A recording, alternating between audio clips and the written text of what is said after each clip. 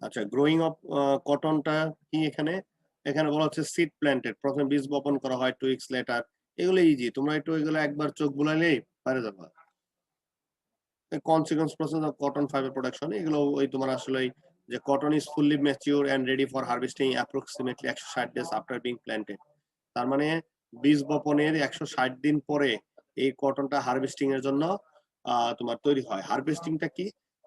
ধরো ফুল মানে আমার কটন ফাইবারটা ওপেন হয়ে গেছে, মানে ফাইবার গুলা বের হয়ে গেছে, তার যে আবরণটা ফেটে, তো তখন এটাকে আমরা তোলার জন্য প্রস্তুত হয়। আমরা যেরকম মাছ চাষ করলে একটা নির্দিষ্ট টাইমের পরে মাছ বিক্রির জন্য যেরকম জাল নামাই দেই, যে আমি অমুক দিন মাছ ধরবো নিয়ে বাজারে বিক্রি করব, ঠিক সেম ওয়েতে কাল্টিভেশন বলতে এখানে এটাই বোঝানো হয় যে আমি ওই দিন মানে একটা নির্দিষ্ট দিন আমরা এই কটন গুলাকে প্লাগ করবো, সেটাকে আমরা বলতেছি হারভেস্টিং। এইগুলো তোমরা একটু বাসায় স্টাডি করবা। আর প্রথম পিকিং কখন শুরু করে? যখন 30 to 35% বলস ফুললি ওপেন। ওই যে কটনের বলটা যখন তুমি যদি এখানে 100টা বল থাকে, যদি 30 থেকে 35টা বল ফাটা পাও, তাহলে তুমি পিকিংটা শুরু করবা।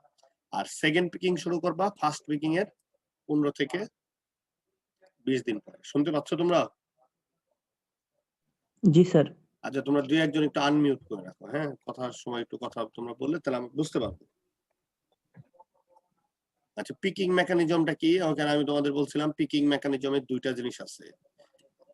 একটা হচ্ছে যে একটা হচ্ছে পিকার্স, কটন পিকার্স, আর একটা হচ্ছে কটন স্ট্রিপার। একটা পিকার্স এবং একটা স্ট্রিপার, এই দুইটার মাধ্যমে কটনটা মেইনলি পিক করে থাকে। আর কটন পিকার্সে কি থাকে? Rotating spindle. পিকার্সে স্পিন্ডেলের সাহায্যে পিক করে থাকে, আর স্ট্রিপারে রুলারের সাহায্যে স্ট্রিপ করে থাকে, তাই না? জি স্যার। তো এগুলো তোমরা একটু পড়বা। আর care while picking and after picking of cotton, যখন পিকিং করবা তার পূর্বে এবং পরবর্তী কি কি বিষয়ে তোমার কেয়ার নেওয়া উচিত, সে বিষয়গুলো এখানে আলোকপাত করা হয়েছে। এটা খুবই ইম্পর্টেন্ট, পরীক্ষায় আসার। বলা হয়েছে picking of cotton should be done in morning. তোমার এই পিকিংটা করা হবে কখন? সকালবেলা। Because due to humidity there is no striking of dried leaves and trash fibre. তোমরা দেখো সকালবেলা এখন কুয়াশা পড়ে না, হালকা শিশির জমে। এটা কি গাছের পাতার উপর শিশির জমে? যদি শুকনা পাতা থাকে পাতাটা ভিজে নরম হয়ে যায় না? জি স্যার। হ্যাঁ, ঠিক সেম ওয়েতে এই ওই দেশগুলোতে সকালবেলায় পিকিং করা হয় এই কারণেই যে সকালবেলায় হিউমিডিটিটা বেশি থাকে, আর এই গাছের পাতাটা তোমার স্ট্রাইকিং হয় না, মানে তোমার প্রতিবন্ধকতা সৃষ্টি করে না। এই যে dried leaves and other trash, গাছের কাণ্ড টাণ্ড, তারপর তোমার ধরো শুকনা গাছের কাণ্ড, শুকনা গাছের পাতা, এগুলো যেন পিকিং এর সময় প্রতিবন্ধকতা সৃষ্টি না করে, এই জন্য আমরা সকালবেলা পিকিং করে থাকি, কারণ ওই টাইমে হিউমিডিটিটা বেশি। তারপর at the time of picking, good quality and fully open balls should be picked separately and kept separately. আমি বলছিলাম যে আমাদের যে ভালো ফাইবার যেগুলা, ওগুলা আমরা সেপারেটলি পিকিং করব এবং কি সেপারেটলি রাখবো, কারণ দাম বেশি পাওয়ার জন্য। সবচেয়ে ভালো ফাইবার এক জায়গায় রাখবো, তার থেকে একটু নিম ফাইবার পাশে রাখবো, তার থেকে আরেকটু ডিগ্রেড যেটা কোয়ালিটিতে সেটা আরেক জায়গায় রাখবো, তাহলে আমরা ভালো প্রাইস পাবো। Then pick yellowish cotton from damaged boll separate and keep it separately. Yellowish মানে কি? তোমার যে হলুদ অভাব হয়েছে, কটন যদি হলুদ অভাব হয় সেটা বাজারে সবচেয়ে লো গ্রেডের কটন, মানে খারাপ কটন। কারণ কটন হইতে হবে সাদা ধূসর টাইপ, ক্রিমি কালার, ক্রিম কালারের মতো, ঠিক আছে? আচ্ছা, cotton of different varieties should be picked separately and keep separately. Different varieties মানে আমি একটু আগে বললাম কটন কয়টা প্রজাতি দেখাইছি? 4টা না? জি স্যার, সামনে, হ্যাঁ, ওই 4টার যদি তুমি ধরো তোমার এই ফিল্ডে তুমি 4 রকমেরই কটন গাছ লাগাইছো, তাহলে অবশ্যই 4 জায়গায় তোমার সেপারেট করতে হবে, মানে পিক করতে হবে 4 রকম, মানে কি বলে, তুমি পিকিং করবা সেপারেটলি, আবার স্টোরও করবা সেপারেটলি, কারণ এক জাতের সাথে আরেক জাতের ভেরিয়েশন আছে। সাগর কলা এবং কি সরবি কলা একটা ফিল্ডে যদি লাগাও, সাগর কলা আর সরবি কলা কি এক জায়গায় তুলে নিয়ে বিক্রি করবা না আলাদাভাবে বিক্রি করবা? আলাদাভাবে। এটাই, ঠিক আছে। তারপর হচ্ছে cotton should be transported in close and covering the cotton properly. Cotton যখন ট্রান্সপোর্ট করবে তখন ক্লোজ ট্রান্সপোর্ট, তার মানে কভার ভ্যান অথবা by covering the cotton properly. তুমি কভার ভ্যানে ট্রান্সপোর্ট করবা অথবা কটনটাকে ভালোভাবে কোনো কিছুতে ঢেকে তারপর ট্রান্সপোর্ট করবা। all there should be careful handling and storing to avoid contamination. এরপরে তুমি যখন হ্যান্ডেলিং করবা, যে কোনো ধরনের হ্যান্ডেলিং বলতে মালামাল স্থানান্তর মানে এক জায়গা থেকে আরেক জায়গায় নিবা অথবা স্টোর করবা, তো এই টাইমে তোমার বেশি সতর্ক থাকতে হবে যেন কন্টামিনেশন না হয়, টু অ্যাভয়েড কন্টামিনেশন। কন্টামিনেশন বলতে কটন বাদে ওইখানে যেন অন্য কোনো জিনিস যেন না যায়, গাছের পাতা, পাখির পালক, পলিথিনের ছিঁড়া অংশ, মাটি, ধুলাবালি, তারপর ধরো একটু পাথরের কণা, এইসব যেন না যায়, কারণ এগুলাই হচ্ছে কন্টামিনেশন। আচ্ছা, এইগুলো কিন্তু আমাদের প্রিভিয়াস ক্লাসে পড়াশোনা ছিল, তাই না? জি স্যার। তো আজকে আমরা যেটা করবো সেটা হচ্ছে জিনিং। ফার্স্ট স্টেপ হচ্ছে জিনিং। জিনিংটা কি খুবই ইম্পর্টেন্ট কোশ্চেন, পরীক্ষায় অবশ্যই আসবে। দেখো জিনিংটা কি। আচ্ছা, তুমি যে হারভেস্ট করে নিয়ে আসলা, একটু সিম্পলি বলো, হারভেস্ট বলতে কি বলছিলাম বলো তো একজনে? স্যার তুলে নিয়ে আসা মাঠ থেকে স্যার। হ্যাঁ, মাঠ থেকে সেই ফাইবার গুলাকে তুলে নিয়ে আসলাম। আচ্ছা তাহলে বলো তো এখন ফাইবারের সাথে কি আছে, মানে কোন কি মানে তোমার ফাইবারের শুধু কি ফাইবার আছে না সাথে আরো কোনো উপাদান আছে বলো? স্যার কভার গুলা থাকতে পারে স্যার। হালকা ওই যে সাইটের যে সিট কোট সেটা থাকতে পারে, তাই না? জি স্যার। মানে ওই যে যেটা বলটাকে যে আবরণ করে রাখছিল সেটা থাকতে পারে। আর কি বেশি পরিমাণে থাকবে সেটা বলো? স্যার গাছের পাতাগুলা থাকতে পারে। হ্যাঁ, এটাও থাকতে পারে, কিন্তু আমি আরেকটা যেটা জানতে চাচ্ছি সেটা হচ্ছে বীজ। বীজ এটা বেশি পরিমাণে থাকবে না? জি স্যার। কারণ তুলার সাথে বীজ থাকে, তোমরা দেখছো তো শিমুল তুলার বালিশে দেখবা অনেকদিন থাকতে থাকতে বালিশের নিচের প্রান্তে যায় দেখবা গুটি গুটি পাওয়া যাচ্ছে, ওটাই কি তুলার বীজ। বীজ। এখন এই বীজ তোলার সময় বীজ অবশ্যই তুলার সাথে থাকবে। তো এখন তুমি বীজ সহ তুলে নিয়ে আসলা তুলা, এবার বলো তো তুমি যদি বাংলাদেশ থেকে কিনো এই বীজ সহ তুলা কিনতে চাবা? না স্যার। কারণ বীজটা তো তোমার কাজে আসে না।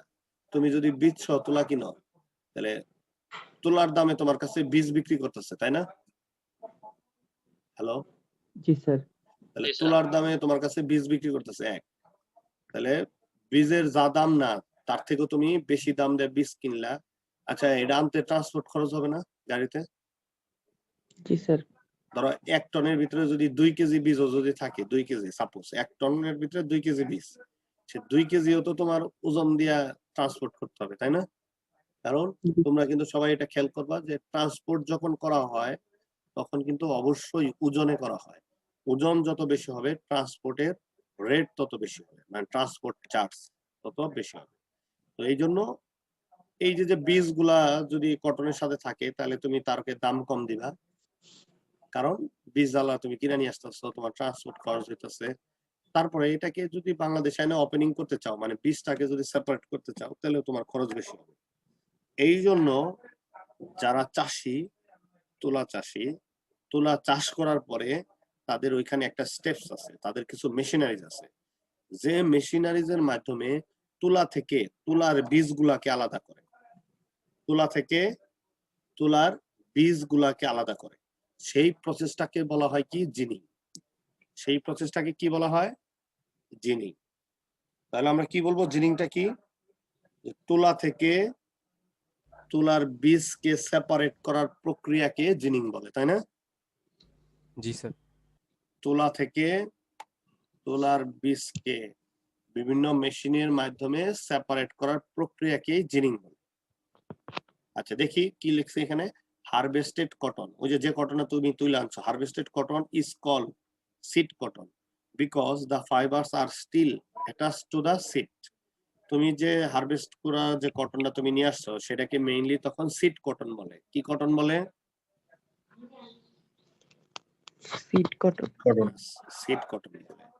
আর এই সিড কটনটার সাথে এই জন্য এটাকে সিড কটন বলা হয় কারণ তখন পর্যন্ত তুলার সাথে সিড অ্যাটাচড অবস্থায় আছে, মানে লেগে আছে। The principal function of a cotton gin is to convert farmers' harvests into sellable commodities. Sellable commodities, fiber and seed, separating by the cotton from the seed to ensure the teeny bits of trash are disposed of.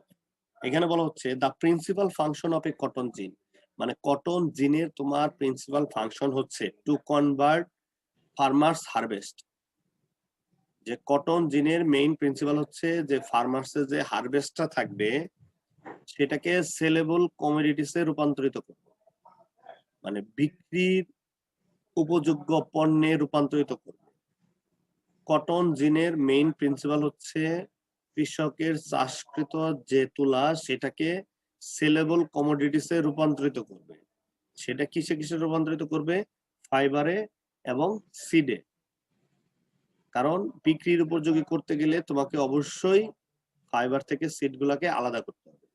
By separating the cotton from the seed, তোমার by separating the cotton from the seed মানে seed থেকে cotton গুলাকে separate করা হয় to ensure tiny bits of trash like left over seed আর disposed of. তার মানে যখন তুমি এটা সেপারেট করবা তখন এর সাথে সাথে যে tiny bits of trash like left over seed আর ডিসপোজড অফ, মানে এখানে যে কিছু সিড পার্টিকেল সেগুলো তোমার ধরো ডিসপোজড হয়ে যাবে। তারপর seed bits spun into yarn can causes the yarn to break and affect the value of commodity on the open market. এই সিড বিটস, তোমার এই সিড বিটসটা যদি মানে ইয়ার্নের সাথে থেকে যায় তাহলে কি করবে? ইয়ার্ন ব্রেক করবে। তোমার পরবর্তী স্টেপসের যখন মানে কাপড় থেকে সুতা থেকে কাপড় তৈরি করবা তখন সুতা ছিঁড়ে যাবে and affect the value of the commodity on the open market, এবং পরবর্তীতে যে ওপেন মার্কেটটা আছে সেখানে তার ভ্যালু কমে যাবে। তার মানে এখানে বলা হচ্ছে যত ক্ষুদ্র ক্ষুদ্র সিড পার্টিকেল যদি তুলার সাথে থেকে যায় সেটা তোমার মানে কমোডিটিতে মানে ভ্যালু তুমি সঠিক মূল্যায়ন পাবে না, কারণ সিড পার্টিকেল যত বেশি থাকবে সেটা বেশি থাকলে তোমার সুতার কোয়ালিটি তত খারাপ হবে। তারপর the cotton arrives at the cotton gin in wraps from the field. কটনটা যখন কটন জিনে আসে তখন এটা র্যাপিং অবস্থায় থাকে। তোমরা দেখছিলা যে হলুদ কালারে দেখাবো, হলুদ কালারে একটা পলিথিন না র্যাপিং করা থাকে। Those wraps are transferred onto a conveyor line. তারপর এটা একটা কনভেয়র লাইনে দেওয়া হয় where the wrap is cut, তারপর এই র্যাপটা কাটা হয় and the machinery removes the seed and other impurities in the cotton. তখন মেশিনারিজটা কি করে? removes the seed and other impurities in the cotton. Cotton থেকে সিড এবং আদার ইম্পুরিটিসটা কি করে দেয়? রিমুভ করে দেয়। when cotton grows, it grows out of the seed, so harvesting the seed in the harvested cotton is unavoidable. এখানে বলা হচ্ছে তুমি যদি বলো যে তুলা চাষ করব কিন্তু তুলায় বীজ থাকবে না, এটা কখনোই সম্ভব না, কারণ তুলা হইতে গেলে বীজ থেকেই সেই তুলাটা হয়। যে when cotton grows, যখন কটনটা গ্রো হয়, it grows out of the seed, so having the seed in the harvested cotton is unavoidable. তার মানে হারভেস্টেড কটনের সময় অবশ্যই সিড থাকবে যেটা আনএভয়েডেবল, মানে তুমি চাইলে এটাকে অ্যাভয়েড করতে পারবে না। Other impurities can include dust, dried leaves or any other field derivatives that might be present at the time of harvest. আবার তুমি যখন হারভেস্ট করবা তখন এর সাথে আদার্স ডাস্ট, ড্রাইড লিভস মানে কি শুকনো পাতা, এন্ড এনি আদার ফিল্ড ড্রেভস, তার মানে হচ্ছে যে ফিল্ডে আদার্স যে গাছপালা কিংবা জিনিসপত্র আছে মানে সেগুলাও এর সাথে কি কাণ্ড টাণ্ড এগুলাও আসতে পারে হারভেস্টিং এর সময়। Another thing to consider is that cotton is harvested in the fall, and if the rains hit before the harvest is over, the water helps some of the field derivatives to penetrate into the cotton and makes it that much harder to remove during the ginning process. এখানে বলা হচ্ছে আমরা যখন কটনটা harvest করি এটা mainly ফল সিজনে করি, ফল season. যদি হারভেস্ট করার আগেই যদি বর্ষাকাল চলে আসে তাহলে এই ওয়াটারটা ফিল্ড ডেরিভেটিভস কে ওই তুলার ভিতরে ঢুকে যেতে সাহায্য করবে। তার মানে ধরো ফিল্ড ডেরিভেটিভস বলতে বোঝানো হচ্ছে ধরো ফিল্ডে বিভিন্ন তুলা গাছ ছাড়াও তো অন্যান্য গাছ থাকতে পারে, কিংবা ওই তুলা গাছেরও বিভিন্ন ভাঙা অংশ ফুলের উপর পড়ে আছে, শুষ্ক অবস্থায় ফুলের উপর পড়ে আছে, এটাকে ঝাড়ি দিলে চলে যাবে, মানে একটু ঝাঁকি দিলে। কিন্তু যদি বৃষ্টি হয়ে যায় এই বৃষ্টির পানির সাথে সাথে ওই যে যে ফিল্ড ডেরিভেটিভ যেটা বললাম যে কাণ্ড টাণ্ড এগুলো পাতা এগুলো কি করবে আস্তে আস্তে সে পানির সাথে ফাইবারের সাথে একটা জটা সৃষ্টি করবে, তখন আর এটা ইজিলি রিমুভ করা সম্ভব না জিনিং প্রসেস। তাহলে আমরা জিনিং কি বলতো? হ্যালো, তুলা থেকে তুলার বীজ অপসারণ করার প্রক্রিয়া। হ্যাঁ, তাহলে আমরা যদি ইংলিশে বলি to remove the seed particles, to remove the seed particles from the cotton fiber is called ginning. অথবা এইভাবে বলতে পারো the process by which we can remove the seed particle from the cotton fiber is called ginning. বুঝতে পারছো? তাহলে জিনিংটা কি? আচ্ছা, তার মেইন অবজেক্টটা কি দেখো। একটা জিনিং এর মেইন অবজেক্ট, আমরা কেন জিনিং করি? তো শুরুতেই বলে দিছি আমরা কেন জিনিং করি, যে to separate fibers fully from its seed. ফাইবারের সাথে যে সিট আছে সেই সিট থেকে সমস্ত ফাইবারকে সেপারেট করার জন্য আমরা কি ব্যবহার করে থাকি?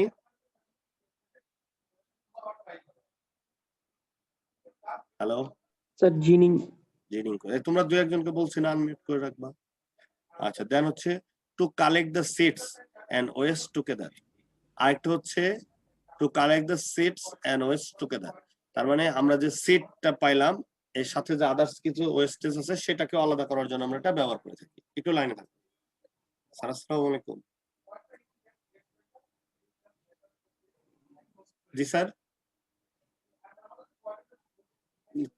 ক্লাসটা কি স্যার স্টপ করে দেবো স্যার? ক্লাসটা কি? জি স্যার, ঠিক আছে।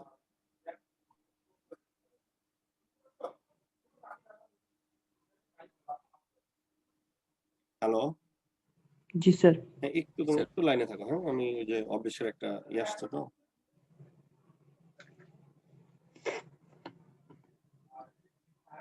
এই তোমরা তোমাদের রোল নাম্বার গুলো একটু পাঠাই দাও আজকে। হ্যাঁ,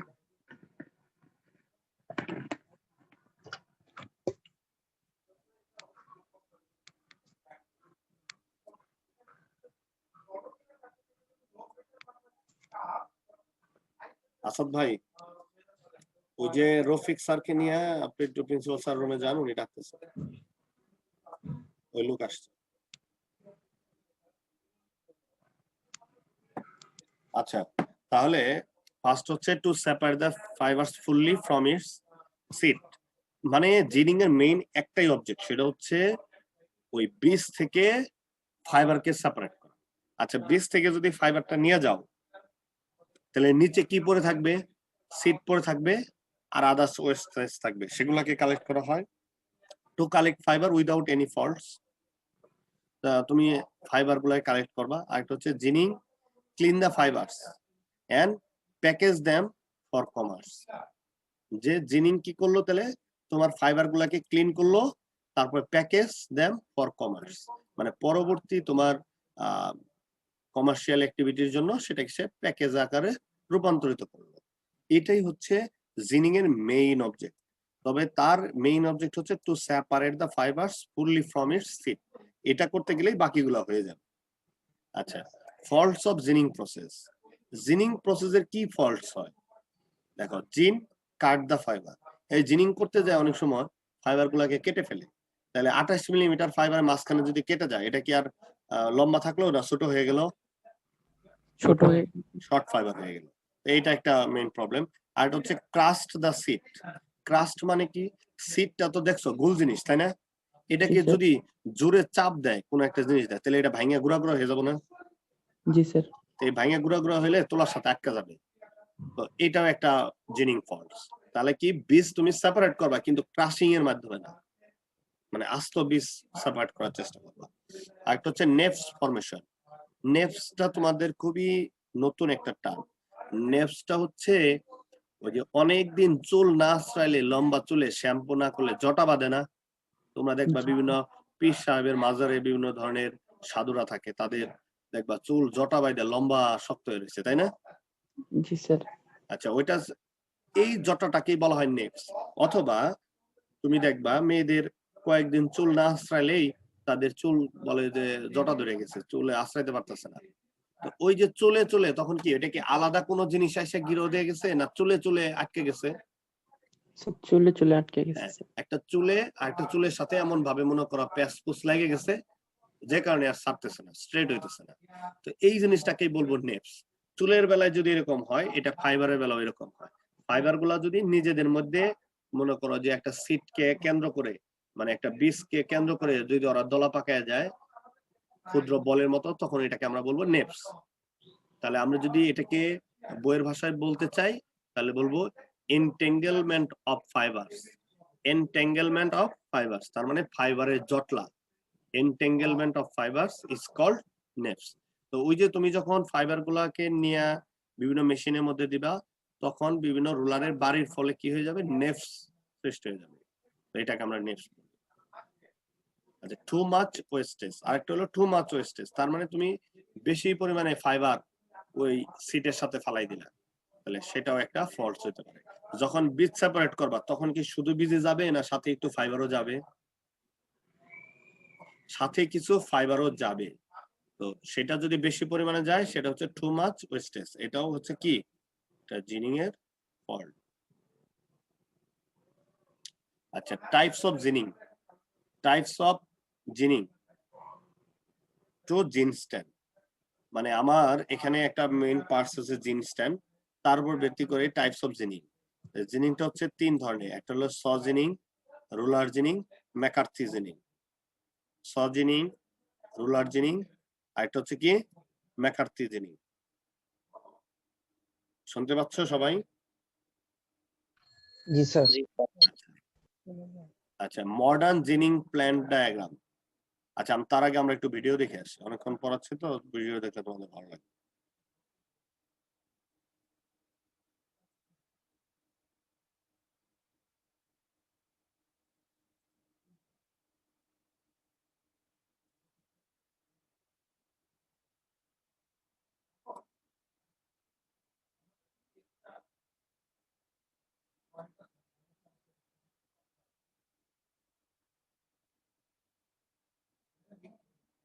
কাকে চান? এই যে কাকে চান? এই যে এটা ফ্যান তো ওই যে এর থেকে জোরে ঘোরে না, ফ্যানে দেখেন। এর আগে একদিন আসছিলেন না ফ্যানটা দেখার জন্য? দেখে গেছিলেন এর আগে, ঠিক হয় নাই, যে অবস্থা আছে ওই অবস্থায় আছে।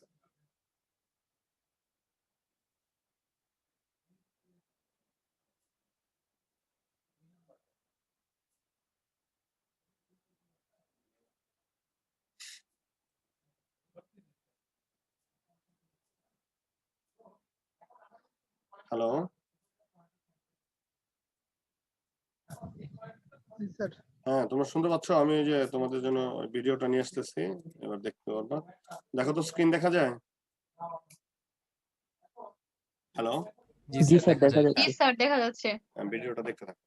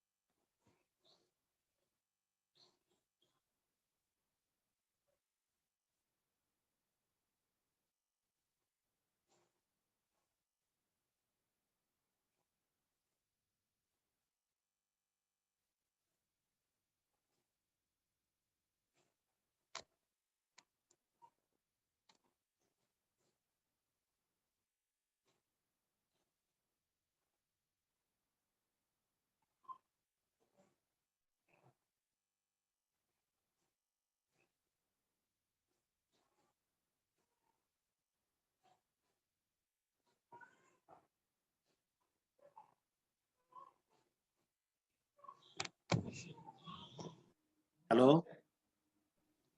জি স্যার। আচ্ছা এই যে দেখো, এটা হচ্ছে ফিল্ডে হারভেস্ট করা হচ্ছে এই মেশিনের সাহায্যে। মানে কি করা হচ্ছে? পিকিং করা হচ্ছে। এই যে পিছনে যে বলটা গোল হয়ে বেরোলো, এটা একটা হলুদ একটা ই দ্বারা র্যাপিং করা, পলিথিন দ্বারা। কেন? যে আদার্স কিছু যেন কন্টামিনেশন না হয়। দেখো এদিক দিয়ে এটা হলো। তারপরে আমি বলছিলাম 2 থেকে 3 দিন সূর্য আলোকে শুকাইতে হয়। এই যে দেখো এখানে একটা নির্দিষ্ট জায়গায় রেখে যাবে। পলিথিন দিয়ে মোড়ানো অবস্থায়, র্যাপিং করা অবস্থায় রোদ্রে শুকাবে। স্যার এখানে কি সিট সহ?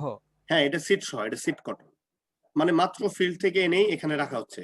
এই যে দেখো দেখো কত বড়, এই যে দেখো কতগুলা প্যাকেজ, মানে বড় বড় তুলার বান্ডেল রোদ্রে শুকাইতেছে, তাই না? দেখো অনেক বিশাল বড় অবস্থা। তারপরে দেখো এই যে এগুলা গাড়িতে করে নিয়ে যাবে। এই গাড়িতে করে কোথায় নিয়ে যাবে বলো তো? জিনিং করার জন্য, জিনিং প্ল্যান্টে, তাই না? মানে হারভেস্টিং এর পরবর্তী স্টেপটাই হচ্ছে কি জিনিং। তো জিনিংটা করা হয় একটা প্ল্যান্টে, তো সেই প্ল্যান্টে নিয়ে যাবে।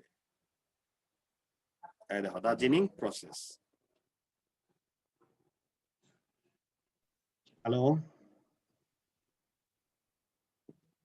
এই জি নেট, স্যার। হ্যাঁ নেট চলে গেছিল। হ্যাঁ, আমরা আবার ভিডিওটা দেখতে থাকো, ভিডিওটা আবার দেখতে থাকো। এই পর্যন্ত দেখছো না সবাই? জি স্যার। হ্যাঁ, এই যে রোদ্রে এটা কি করতেছে, শুকাচ্ছে, হ্যাঁ ড্রাই করতেছে 2 থেকে 3 দিন। তারপরে এটাকে কোথায় নেওয়া হবে বলো? শুকানোর পরে জিনিং প্ল্যান্টে নেওয়া হবে। জিনিং প্ল্যান্ট, যে জায়গায় তুলা থেকে বীজটাকে সেপারেট করা হয়। দেখো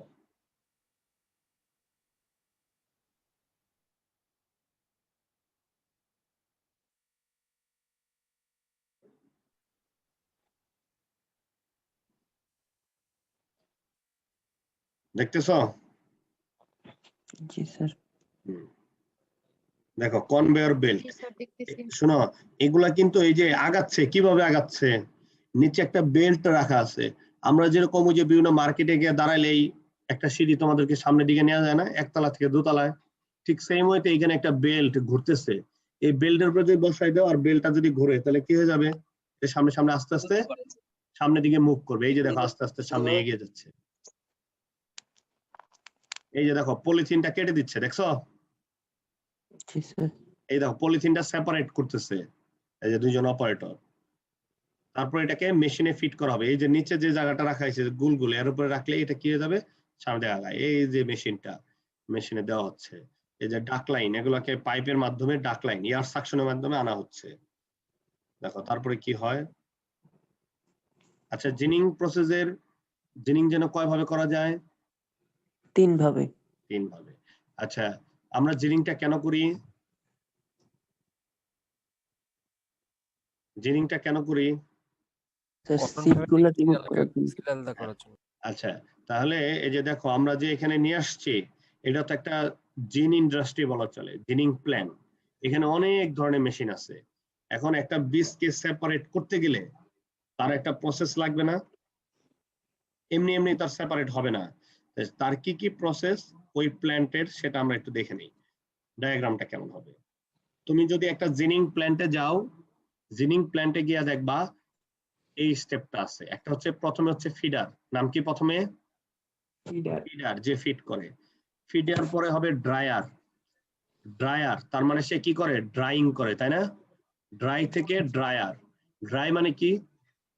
শুকানো। শুকানো। ড্রায়ারের কাজ কি? মানে যে শুকানোর কাজ করে তাকে আমরা কি বলি, ড্রায়ার বলি, তাই না? আমরা চুল শুকানোর জন্য একটা ড্রায়ার ব্যবহার করি, যাকে হ্যান্ড ড্রায়ার বলে, তাই না? হ্যান্ড ড্রায়ার বলে। আচ্ছা, তারপর হচ্ছে সিলিন্ডার ক্লিনার। এখানে একটা ক্লিনিং মেশিন আছে যেটাকে হচ্ছে সিলিন্ডার টাইপ, যে কারণে তার নাম হচ্ছে সিলিন্ডার ক্লিনার। তারপর হচ্ছে স্টিক মেশিন, এটা একটা মেশিন যার নাম হচ্ছে স্টিক মেশিন। তারপর হচ্ছে ফিড এক্সট্রাক্টর, একটা ফিড এক্সট্রাক্টর আছে। তারপরে একটা মেশিন আছে জিন স্ট্যান্ড। তারপরে একটা মেশিন আছে লিন্ড ক্লিনার। লাস্টটা হচ্ছে বেল প্রেস। লাস্টটা কি? Bale press. হ্যাঁ, তাহলে আমার কয়টা মেশিন হলো? 8টা। এই 8টা মেশিন ব্যবহার করেই কি হয়, ফাইবার থেকে বীজগুলাকে আলাদা করা হয়। কটন ফাইবার থেকে কটন সিডটাকে সেপারেট করা হয় এই 8টা মেশিন ব্যবহার করে। যদি পরীক্ষায় আসে যে মডার্ন জিনিং প্ল্যান্টের ডায়াগ্রাম দাও, আঁকতে পারবা না? এটা জি স্যার। কঠিন হয়ে যাবে। না স্যার। আর দেখো এই যে এটা একটা আমি এটা ধরো ম্যানুয়ালি ড্র করছি, আর এটা একটা পিকচার। এই যে seed cotton module, seed cotton module বলতে বোঝানো হয় ওই যে যেটা থেকে পলিথিন কাটা হইলো না, ওই যে জি গোল স্যার। একটা জিনিস, ওটাকে বলা হয় মডিউল। কি বলা হয়? Module. Cotton module. Cotton module, ওই যে গোল গোল তোমার পলিথিন। এটা গোল না থাকে, স্কোয়ারও থাকতে পারে, এটা মেশিনের উপর ডিপেন্ড করবে কোন মেশিনের মাধ্যমে তোমার এটাকে পিক করা হচ্ছে। একটা মেশিনের সাহায্যে গোলাকারে পাবা, যেটা হচ্ছে স্পিন্ডল টাইপ, তার মানে কটন পিকার্সের সাহায্যে। আর যেটা রুলার টাইপ, সেটাতে পাবা তুমি হচ্ছে লম্বা রেক্টেঙ্গল টাইপের, মানে স্কোয়ার শেপের, আয়তক্ষেত্র টাইপের একটা করে এরকম তুলার একটা বস্তা পাবা, যেটাকে বলা হয় কটন মডিউল। ক্লিয়ার? জি স্যার। Cotton module. তারপর হচ্ছে ড্রায়ার, এই যে দেখো লাল কালারের যেটা, সেটা হচ্ছে কি ড্রায়ার। তারপর হচ্ছে সিলিন্ডার ক্লিনার, আবার ব্যবহার করা হচ্ছে স্টিক মেশিন, তারপরে আবার ড্রায়ার, তারপরে সিলিন্ডার ক্লিনার, কিন্তু মেশিন কিন্তু ওগুলাই, তাই না? তারপর দেখো জিন স্ট্যান্ড, তারপর হচ্ছে লিন্ট ক্লিনার্স, তারপর হচ্ছে বেল প্রেস। তো এই সব কয়টা মেশিনের মাধ্যমে যখন ফাইবারটা প্রসেসিং হবে, তারপরে তোমরা কি পেয়ে যাবা? তুলা পেয়ে যাবা, যার সাথে কোনো বীজ থাকবে না। বীজ থাকবে সেটা খুব কম পরিমাণে। আর বেল প্রেস, যেটাকে প্রেস করে একটা বেল তৈরি করা হবে। আচ্ছা, এবার তোমাকে আমি একটা কোশ্চেন করি, সেটা হচ্ছে যে তুলা 1 মনের একটা বস্তা কত বড় হবে? হ্যালো, সেটা তো বলতে পারবো না। তুলা কি ওজন বেশি না হালকা? 1 মন হইতে হবে স্যার। অনেক হালকা না তুলা? জি জি স্যার। স্যার। জি স্যার। এটার বস্তাটা অনেক ওয়াইড হবে, অনেক বড় বস্তা হবে, তাই না? জি স্যার। জি কারণ স্যার। জি স্যার। তুলা তো অনেক হালকা। এখন তোমার 230 কেজির একটা তুলার বান্ডেল, এটা কত বড় হইতে পারে? একটু অনুমান করতে পারো? 230 কেজি স্যার অনেক স্যার। অনেক বড় হওয়ার কথা না? কিন্তু জি স্যার। এটাকে তোমাদের যে রিডিং টেবিল আছে না, ওই যে পড়ার যে ছোট ছোট টেবিল, ওই রকম একটা শেপ আনা হয়। কিভাবে সম্ভব? স্যার প্রেসার দিয়ে চাপানো। প্রেসার দিয়ে। আচ্ছা, প্রেসার দিয়ে সম্ভব। তো আমরা ওইটাও ভিডিও আজকে দেখবো। তো আজকে আমাদের পড়া মেইনলি এই পর্যন্তই। মেইন হলো ginning, object of ginning, faults of ginning, types of ginning, আর হচ্ছে modern ginning plan diagram. Okay? জি স্যার। তো আমি এই পর্যন্ত যত পড়াইছি তোমরা একটু বাসায় পড়বা। আর এখন আমরা বাকি ভিডিওটা দেখব। বেল প্রেসটা মেইনলি দেখব। দেখি ভিডিওটা কই। আচ্ছা আচ্ছা, দেখো আমরা কিন্তু এই পর্যন্ত দেখছি মেশিনে এখানে হিট করা হচ্ছে, এই যে ড্রায়ারের মাধ্যমে হিটিং করা হয়। যাক, সেটা বিষয় না, তোমরা একটু দেখতে থাকো। এই যে এটা হচ্ছে সিলিন্ডার ক্লিনার। এই যে গোল গোল যে জিনিসটা দেখতেছো না, 1 2 3 4 5 6, দেখছো? হ্যালো, জি স্যার। এটা হচ্ছে ক্লিনার। এটা হলো যে তোমার সিলিন্ডার ক্লিনার বলা হচ্ছে। এই যে দেখো এগুলো ঘুরতেছে, ঘূর্ণনের ফলে কি হবে? আচ্ছা, তোমাকে আমি আরেকটা কথা বলি, যে সেটা হচ্ছে আমরা যখন কাপড় ওয়াশ করি, আমরা যখন কাপড় ধুই, তখন সবার আগে কি করি বলতো? স্যার ভেজাই স্যার। না, সবার আগে কাপড়টাকে এরকম করে ঝাঁকি দিই। মনে করে দেখো, কি ঝাঁকি দেই না? জি স্যার। আরো কাজ করি, যার প্যান্টের নিচে কুচকানো থাকে, মানে ওই যে প্যান্টটাকে নিচে ফোল্ড করা থাকে, সে সবার আগে কি করে? ওই ফোল্ডটাকে খুলে ফেলে না ঝাঁকি দেয়া? জি স্যার। হ্যাঁ। কাউকে কখনো দেখবা না যে ভাঁজ করা কাপড় নিয়ে আসে ওয়াশে দিছে। সবার আগে প্রথম সে কি করে? ভাঁজটাকে খুলে, খোলার পরে কি হয়, সেই যে ভাঁজের আশপাশে যে ময়লাটা থাকে সেটা কি হয়ে যাবে? পড়ে যাবে তোমার ঝাঁকি দেওয়াতে। আর ভিতরে যেটা একদম লাগিয়ে গেছে সেটাকে তারপর তুমি ডিটারজেন্ট দিয়ে ওয়াশ করতেছো। ঠিক সেম ওয়েতে তুলাগুলা যে রয়েছে, তুমি যদি তুলাগুলাকে আলাদা করতে পারো, এরকম করে টেনে টুনে কোনো কিছু দিয়ে যদি তুলাটাকে আলাদা করতে পারো, তাহলে বীজটা সেপারেট হয়ে যাবে না?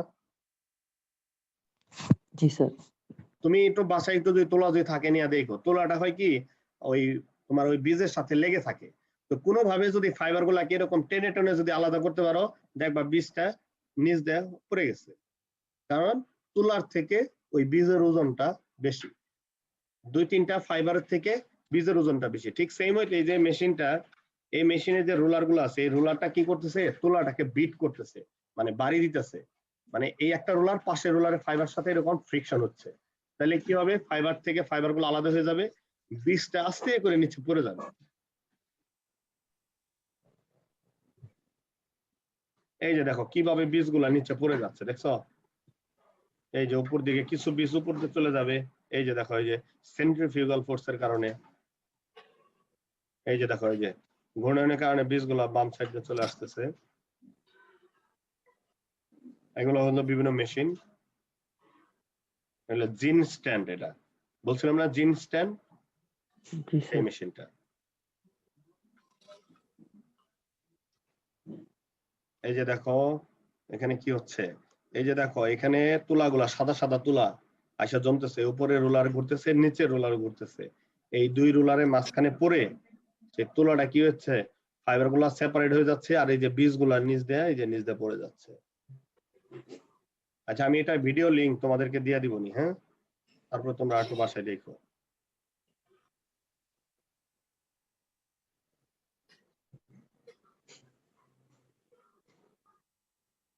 দেখো এখানে একটা স্ট্যাটিস্টিক্স দেখাচ্ছে যে তুমি যদি জিন গুলাকে যদি নাও, তার কটন ফাইবারস দেখো কত পার্সেন্ট থাকে, ট্রাস্ট কত পার্সেন্ট, এগুলা কিন্তু দেখাইছে, দেখছো। কটন সিড থাকে 55%, দেখছো। এই যে দেখো সাদা সাদা যেটা, সেটা হলো কি কটন সিড, সেটা হলো 55%। কটন ফাইবারস হলো 35 থেকে 40%, আর 10% হচ্ছে ট্রাশ, মানে ওই যে পাতা টাতা, গাছের কাণ্ড টাণ্ড, এইসব জিনিস।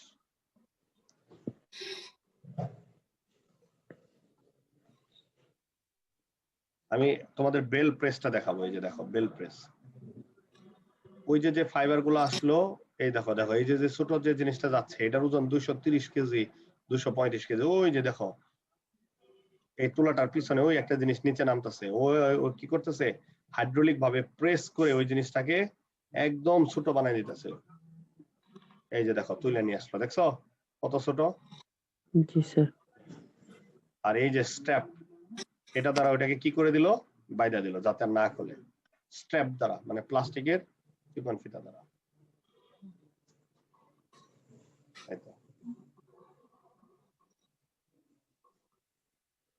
দেখলাম।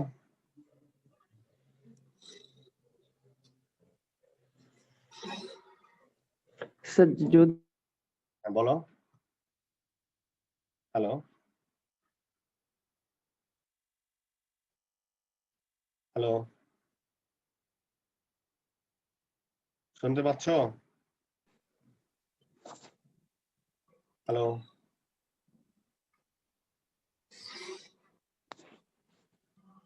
হ্যালো। জি স্যার। স্যার লিংকটা মেইলে দিলে ভালো হতো স্যার, এখানে চ্যাট বক্স থেকে কপি করা যায় না। কোনটা কোনটা?